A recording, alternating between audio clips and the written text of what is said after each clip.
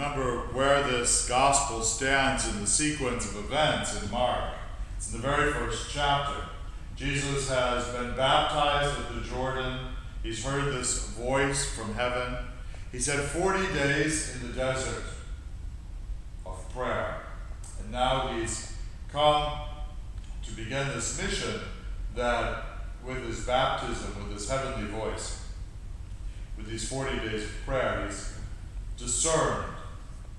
But it seems that, entering the house of Simon and finding the mother-in-law sick and just reaching out to help her up, and she's cured, and that night the word is spread, and people bring from all over the town, bring all the sick and those possessed by demons.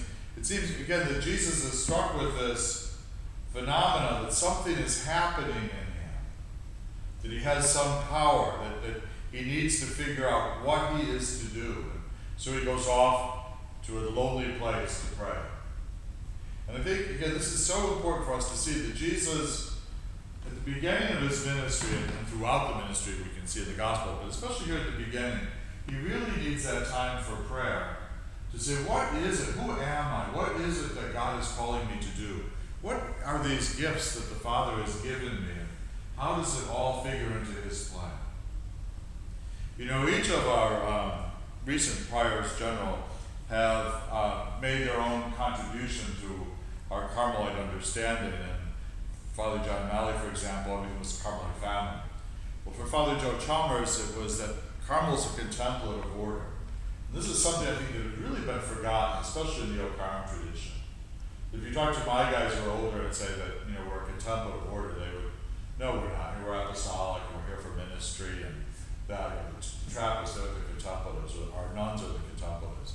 But Joe, I think, helped us understand that our vocation is fundamentally a contemplative vocation. And it doesn't mean that we don't engage in ministry by any means, but it means that our ministry is rooted in our life of prayer. That first and foremost in Carmel is prayer. Because it's in prayer that we really come to see, who am I? What are these gifts that God has given me, and what has he given me these gifts for? That the foundation of our life has to be prayer. It's the most important thing we do as a sort of inner journey that takes a whole life.